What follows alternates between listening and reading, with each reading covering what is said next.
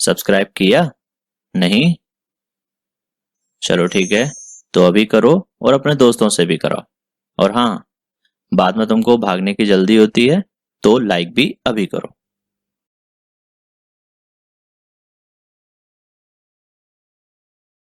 Electric field intensity at a point on axial position. तो मेरे को क्या करना है कि इलेक्ट्रिक फील्ड इंटेंसिटी कैलकुलेट करना है किसी पॉइंट पर, कहाँ, एक्सियल पोजीशन के। तो अभी होगा क्या, मेरे पास में एक इलेक्ट्रिक डाइपोल होगा। मैंने कंसिडर कर लिया कि ये मेरे पास में एक इलेक्ट्रिक डाइपोल है जिसमें ये माइनस क्यू चार्ज है और ये प्लस क्यू चार्ज है। ठीक है, अब मैं क्या बोलता हूँ कि एक्सियल पोजीशन पर मेरे को निकालना है, और एक्सियल पोजीशन का दूसरा नाम हम जानते हैं क्या होता है, एंड ऑन पोजीशन। क्या बोलते हैं इसको, एंड ऑन पोजीशन। तो ये मेरे पास में एक इलेक्ट्रिक डाइपोल हो गया जिसमें ये चार्ज हो गया माइनस का क्यू और ये चार्ज हो गया प्लस का क्यू। इसको मैं कंसिडर कर लेता हूं पॉइंट ए और इसको मैं कंसिडर कर लेता हूं पॉइंट बी। अब इन दोनों के बीच में जो डिस्टेंस है उसको मैं कंसिडर करूंगा क्या, 2a। अब उस डिस्टेंस को देखते हैं कैसे लिखते हैं। ये मेरे पास में डिस्टेंस हो जाएगी 2a। ए और बी पॉइंट के बीच में डिस्टेंस कितनी हो गई, 2a। अब मैं क्या बोलता हूँ, ए और बी इनके बीच का जो पॉइंट है उसको मैंने नाम दे दिया पॉइंट ओ। क्या नाम दे दिया मैंने इसको, पॉइंट ओ। ठीक है, ओ को मैं सेंटर लेके चलता हूं, इतनी बात ओके है। अब इस एक्सिस को मैं आगे की तरफ बढ़ा लेता हूं। तो ये क्या थी, ये एक्सिस थी ए से बी तक, इसको मैंने आगे एक्सटेंड कर लिया।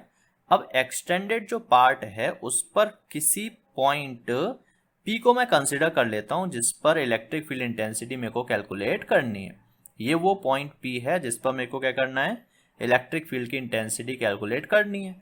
अब from point O to point P मैं जो डिस्टेंस है उसको कंसिडर कर लेता हूं आर। पॉइंट ओ से पॉइंट पी कितनी दूरी पर है, आर दूरी पर, ये मैंने कंसीडर कर लिया। अब यहां मेरे को एक चीज बहुत अच्छे से पता है कि पॉइंट ओ से पॉइंट बी तक की दूरी कितनी होगी, ए। पॉइंट ए से पॉइंट ओ तक की दूरी कितनी होगी, ए। ये यहां से यहां तक जो टोटल डिस्टेंस है वो कितनी है, 2a। तो ये डिस्टेंस कितनी होगी, a, और यहां से यहां तक की डिस्टेंस कितनी होगी, a। तो मैंने आपसे बोला कि a पॉइंट से p पॉइंट तक की जो टोटल डिस्टेंस होगी वो क्या होगी, दिस r प्लस ये a। क्या होगी, ये पूरी की पूरी r और यहां से यहां तक कितना हो गया, a।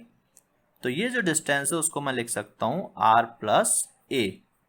ओके, सिमिलरली मैं बात करता हूं b से लेके p तक की डिस्टेंस, ये क्या होगा, यहां से यहां तक r है, इतनी डिस्टेंस a है, तो रिमेनिंग डिस्टेंस क्या हो जाएगी, r माइनस a। ये यहां से यहां तक वो टोटल हो गई r, और ये कितनी होगी a, तो ये रिमेनिंग कितनी हो जाएगी, r माइनस का a। ये डिस्टेंस हो गई b से लेके p तक, और a से लेके p तक की डिस्टेंस क्या होगी, r प्लस a। o से लेके p तक की डिस्टेंस कितनी हो गई, r। इतना मेरे को क्लियर हो चुका है। तो मैं यहां लिख लेता हूं OP इक्वल टू R और AP equal to R plus a, BP equal to R minus a. ये डायग्राम से मेरे को पूरी की चीज क्लियर हो गई है। अब पॉइंट P पर मेरे को इलेक्ट्रिक फील्ड कैलकुलेट करना है। अब जब मैं इलेक्ट्रिक फील्ड कैलकुलेट करना चाहता हूं जिस पॉइंट पर, तो उस पॉइंट पर मैं कंसिडर कर लेता हूं +1 कूलाम चार्ज। कितना कंसिडर कर लेता हूं, +1 कूलाम चार्ज। तो अब देखिएगा ये 1 कूलाम चार्ज इस प्लस क्यू चार्ज की वजह से क्या फील कर रहा होगा, रिपल्शन फील कर रहा होगा। ठीक है, और यही 1 कूलाम चार्ज इस माइनस क्यू चार्ज की वजह से क्या कर रहा होगा, अट्रैक्शन फील कर रहा होगा। तो कहने का मतलब ये प्लस वाला इस +1 कूलाम को क्या करेगा, इधर की तरफ रिपेल करेगा, और ये माइनस वाला चार्ज इसको इधर की तरफ क्या करेगा, अट्रैक्ट करेगा। अब बात समझने वाली क्या है, ये प्लस क्यू चार्ज इसके नजदीक है, इसके पास में है, तो ज्यादा फोर्स इधर की तरफ लगाएगा, यानी कि धक्का ज्यादा मिलेगा इधर की तरफ। माइनस क्यू क्या है, इससे दूर है, यानी इसका इफेक्ट कैसा होगा, इसके कंपैरिजन में कम होगा, यानी इधर की तरफ जो खिंचाव लगेगा वो कैसा होगा, कम होगा। इतनी बात समझ में आ रही है। तो यहाँ पर मैंने दो फोर्स कंसिडर कर लिए, एक ये फोर्स हो गया किसकी वजह से, प्लस क्यू चार्ज की वजह से, और एक ये फोर्स कंसिडर कर लिया किसकी वजह से, माइनस क्यू चार्ज की वजह से। ये फोर्स क्या है, पास होने की वजह से ज़्यादा है, इसलिए इसकी लंबाई ज़्यादा है। इसको मैं नाम दे देता हूँ EB, यानी कि electric field due to this. उसके बाद हम बात करते हैं, ये इधर की तरफ लग रहा है किसकी वजह से, ए पॉइंट पे मौजूद चार्ज माइनस क्यू की वजह से, तो इसको हम नाम दे देते हैं EA। ये बात क्लियर है। इसका मैग्नीट्यूड ज़्यादा होगा तो हमने बड़ा बनाया है, इसका मैग्नीट्यूड कम होगा तो हमने इसको छोटा बनाया है। अब बात आती है कि रिजल्टेंट कैसे निकालेंगे, रिजल्टेंट इलेक्ट्रिक फील्ड कैसे निकालेंगे। तो ई भी इधर की तरफ है, ई इधर की तरफ है। रिजल्टेंट निकालने के लिए क्या करेंगे, बड़े में से छोटे को माइनस कर देंगे। तो जब इसमें से इतना माइनस हो जाएगा, ई बी में से ई ए माइनस हो जाएगा, तो रिमेनिंग जो ई बचेगा वो किधर होगा, इस डायरेक्शन में होगा। तो मैं बोलूंगा E equal to E B minus E A. ये तो हो गया मैग्नीट्यूड, ये क्या हो गया, मैग्नीट्यूड। और ये कहाँ पर होगा, इधर की डायरेक्शन में होगा, यानी ओ से पी की तरफ, यानी ओ से पी की तरफ, यानी ओपी डायरेक्शन में। तो मैं यहां लिख देता हूं क्या, along OP vector, along OP vector. इतनी बात क्लियर है। Consider an electric dipole consisting of plus Q and minus Q charges which are separated by a distance 2a। तो मैंने यहां पर कंसीडर कर लिया था दो चार्जेस प्लस क्यू और माइनस क्यू को जो 2a डिस्टेंस से सेपरेट है। अब let a point P at a distance r from the centre of the dipole on axial line. अब ये जो डाइपोल है उसकी एक्सियल लाइन पर मैंने P पॉइंट कंसीडर किया जो सेंटर से r डिस्टेंस पर है। ठीक है, जो हमने डायग्राम में किया है वही हमने यहाँ पर राइट डाउन कर लिया है। अब मैं एक चीज जानता हूँ कि भाई मेरे पास अगर कोई चार्ज Q है तो उस चार्ज से r दूरी पर इलेक्ट्रिक फील्ड इंटेंसिटी इस फॉर्मूले के थ्रू लिखी जा सकती है। फॉर्मूला क्या हो जाएगा, 1/4πε0 Q/r²। कहने का वो सीधा सा मतलब है कि एक मेरे पास सोर्स चार्ज है, उस चार्ज से r डिस्टेंस पर मेरे को इलेक्ट्रिक फील्ड निकालना है। तो कैसे निकालोगे, 1/4πε0 Q/r²। तो इसी तरीके से मैं यहाँ पर ये जो मेरे पास पॉइंट है P, इस पॉइंट पर इस चार्ज की वजह से इलेक्ट्रिक फील्ड निकालूंगा, उसको नाम दे दूंगा EB। और माइनस क्यू चार्ज की वजह से इलेक्ट्रिक फील्ड निकालूंगा, उसको नाम दे दूंगा EA। ओके, इतनी बात ओके है। तो मैं लिख सकता हूँ electric field intensity at P due to charge at B क्या हो जाएगा, EB is equal to 1/4πε0 Q/BP²। तो कहने का मतलब क्या हो गया, चार्ज जो प्लस क्यू बी पॉइंट पर रखा हुआ उसकी वजह से पी पॉइंट पर मैंने क्या निकाल लिया, electric field intensity EB calculate कर ली है इस फॉर्मूले से। ओके, इस फॉर्मूले को मैं नाम दे देता हूँ इक्वेशन नंबर 1। सिमिलरली अगर मैं चाहता हूँ तो ए पॉइंट की वजह से भी पी पॉइंट पर इलेक्ट्रिक फील्ड इंटेंसिटी कैलकुलेट कर सकता हूँ। तो सिमिलरली EA इक्वल टू हो जाएगा 1/4πε0 Q/AP²। ये हो जाएगी मेरी इक्वेशन नंबर 2। अब मैं जानता हूँ नेट इलेक्ट्रिक फील्ड कैसे कैलकुलेट किया जा सकता है, EB माइनस EA। तो इसकी डायरेक्शन क्या हो जाएगी, अलोंग OP। तो देखिए क्या है, EB इधर की तरफ है, EA इधर की तरफ है। होगा क्या, EB बड़ा है, EA छोटा है। इसका रीजन हम पहले समझ चुके हैं, EB बड़ा है, EA छोटा है, तो बड़े में से छोटे को माइनस कर देंगे। तो नेट जो फील्ड की डायरेक्शन होगी वो कहाँ होगी, इस साइड में होगी, यानी O से P की तरफ, इस डायरेक्शन में इलेक्ट्रिक फील्ड की डायरेक्शन होने वाली है। इतनी बात ओके है। चलिए तो इसको हम सॉल्व करने की कोशिश करते हैं। तो क्या हो जाएगा, नेट इलेक्ट्रिक फील्ड, तो हम लिख देंगे net electric field intensity eight point P। Okay, किसी पॉइंट P पर total electric field intensity in दोनों चार्जेस की वजह से कैसे लिखी जा सकती है, EB माइनस EA। और डायरेक्शन हमने अभी देखा क्या होगी, अलोंग OP, O से P की तरफ इसकी डायरेक्शन होने वाली है। ओके, अब हम इसमें क्या करेंगे, EB और EA जो हमने यहाँ पर लिख रखे हैं इनकी वैल्यूज को पुट कर देते हैं। EA और EB दोनों की वैल्यूज को हम यहाँ पुट कर लेते हैं। ये मैंने EB की वैल्यू पुट कर ली, ये EA की वैल्यू पुट कर ली। अब इन दोनों को मैं देखता हूँ तो कुछ कॉमन क्वांटिटीज मेरे को दिखाई दे रही होती हैं। उन कॉमन क्वांटिटीज को हम बाहर निकाल लेते हैं। यहाँ देखिए 1/4πε0 Q और यहाँ पर ही 1/4πε0 Q, इनको हम कॉमन बाहर निकाल लेते हैं। तो क्या हो जाने वाला है, यहाँ बचेगा 1/BP² माइनस 1/AP²।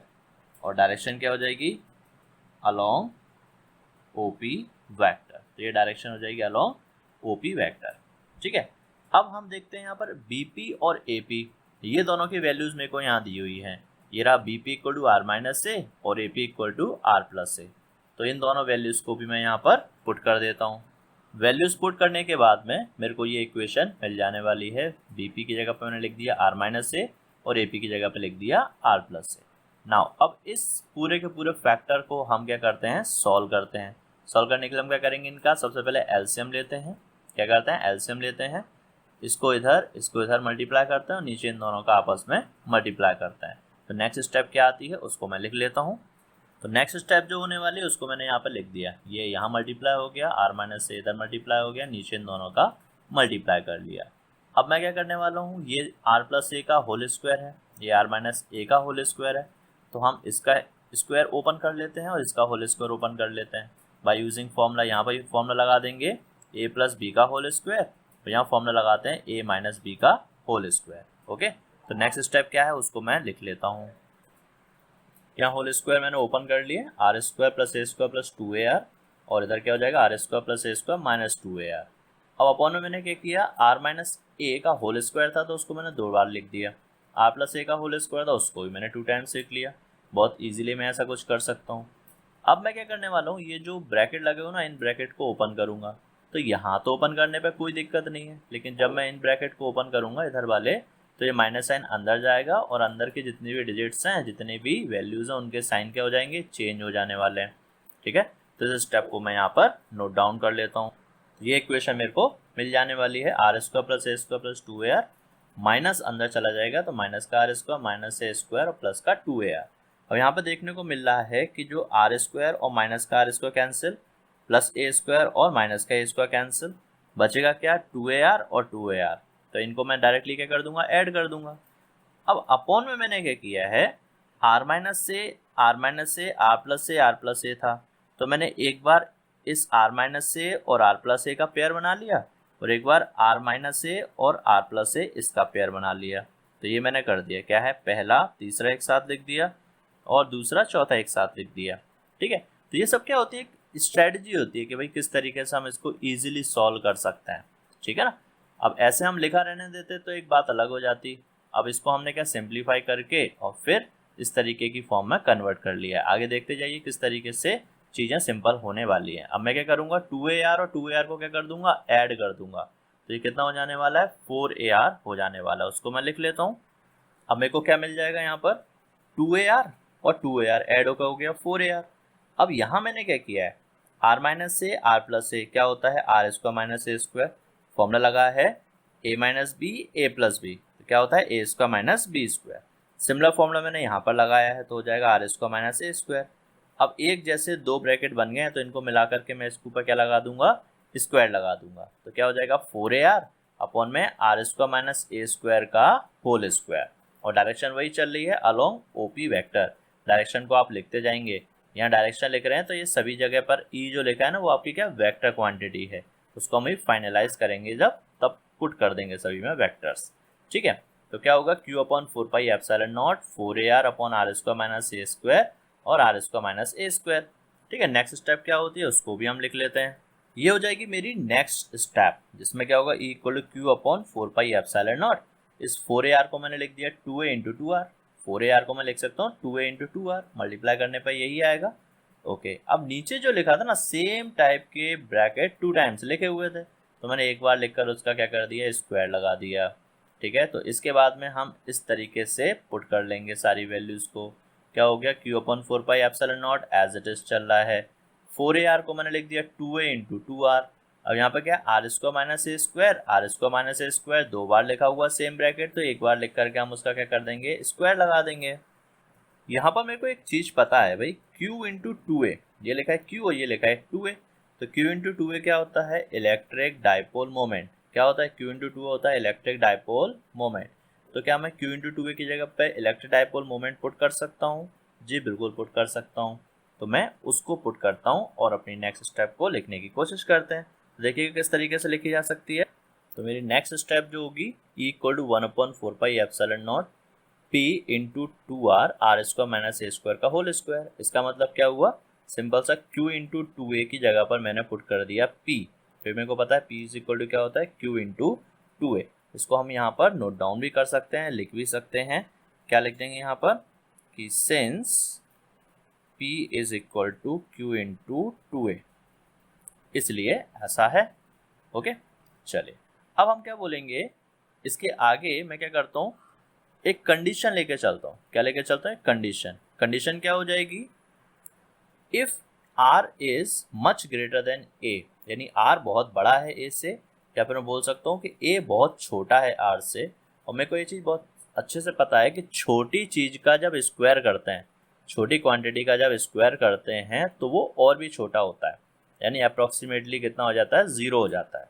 अब बात ये आती है कि भाई छोटी क्वांटिटी का स्क्वायर और भी छोटा होता है, ऐसा हम कैसे बोल सकते हैं। तो मैं बोलता हूँ, मान लो कि 2 है, 2 का स्क्वायर करते हो तो आंसर आता है 4, लेकिन 2 तो 4 से छोटा है। मैंने अभी बोला था कि छोटी क्वांटिटी इसका स्क्वायर क्या होता है, और भी छोटा आता है, यानी 2 का स्क्वायर 2 से भी छोटा आना चाहिए, लेकिन आ 4 रहा है, तो यहाँ पर तो मेरा स्टेटमेंट सही नहीं हो रहा है। तो मैं क्या बोलता हूँ, स्टेटमेंट गलत है, क्योंकि 2 छोटा नहीं है, 2 बड़ा है। छोटी क्वांटिटी से मेरा मतलब होता है 0.2। अब 0.2 का अगर मैं स्क्वायर करता हूँ तो आंसर निकल के आता है 0.04। अब यहाँ पर हम आराम से देख सकते हैं कि भाई 0.2 और 0.04 में 0.04 क्या है, बहुत छोटा है, ये 0.2 से भी छोटा है। ठीक है, तो अब ऐसी कंडीशन में 0.04 को मैं क्या कर सकता हूँ, नेग्लिजिबल मान सकता हूँ, यानी अप्रॉक्सीमेटली 0 इसको कंसीडर कर सकता हूँ। ठीक है, इतनी बात ओके है। तो अब मैं ए स्क्वायर को 0 पुट कर देता हूँ इस वाली इक्वेशन में। तो मैंने क्या किया, E is equal to 1/4πε0 P into 2r upon r square minus a square का होल स्क्वायर है ना। तो इसमें ए स्क्वायर को क्या पुट कर देंगे, हम 0 पुट कर देते हैं, यहाँ पर हम 0 पुट कर लेते हैं। आफ्टर दैट मेरे को ये इक्वेशन मिल जाने वाली है, E equal to 1/4πε0 P into 2r। अब मैंने ए स्क्वायर की जगह पे क्या पुट कर दिया, 0 पुट कर दिया है, ए स्क्वायर की जगह पे क्या पुट कर दिया, 0 पुट कर दिया है। क्या हो गया, आर स्क्वायर माइनस 0। अब 0 का तो कोई मतलब ही नहीं है, तो आर स्क्वायर का स्क्वायर हो जाएगा। आर स्क्वायर का स्क्वायर क्या होगा, आर की पावर 4। अब यहाँ देखिएगा, एक आर ऊपर है और आर की पावर 4 नीचे है, तो हम क्या करते हैं, इस आर से इसमें से एक आर को कैंसिल कर देंगे। तो अपॉन में क्या बचेगा, आर की पावर 3, अपॉन में क्या बचेगा बच्चे, आर रेज टू पावर 3। तो मैं यहाँ पर लिख सकता हूँ E is equal to 1/4πε0 P into 2 या फिर 2P upon r raise to power 3, कहाँ पर, अलॉन्ग OP वेक्टर। ओके, तो इस तरीके से मेरे को ये मिल जाएगा electric field intensity eight axial position. कौन सी पोजीशन, एक्सियल पोजीशन, ये मिल जाएगा। यहाँ पे इलेक्ट्रिक फील्ड इंटेंसिटी क्या है, r³ के इनवर्सली प्रोपोर्शनल है। यहाँ से इस रिलेशन को मैं देख सकता हूँ। अब यहाँ देखो OP वेक्टर है, तो वेक्टर क्वांटिटी है, तो इलेक्ट्रिक फील्ड कैसे होगा, वेक्टर होगा, क्योंकि मैंने यहाँ डायरेक्शन भी पुट कर दी है और ये इसका मैग्नीट्यूड हो गया। तो इसके ऊपर मैं क्या कर सकता हूँ, वेक्टर लगा सकता हूँ, वेक्टर लगा सकता हूँ, वेक्टर लगा सकता हूँ, वेक्टर लगा सकता हूँ। हर एक जगह पर मैं क्या पुट कर दूंगा, वेक्टर का साइन, क्योंकि मैं मैग्नीट्यूड भी लिख रहा हूँ और डायरेक्शन भी लिखते जा रहा हूँ। ठीक है, इस तरीके से मेरे को ये मिल जाएगा क्या, electric field intensity due to electric dipole at axial position. Okay.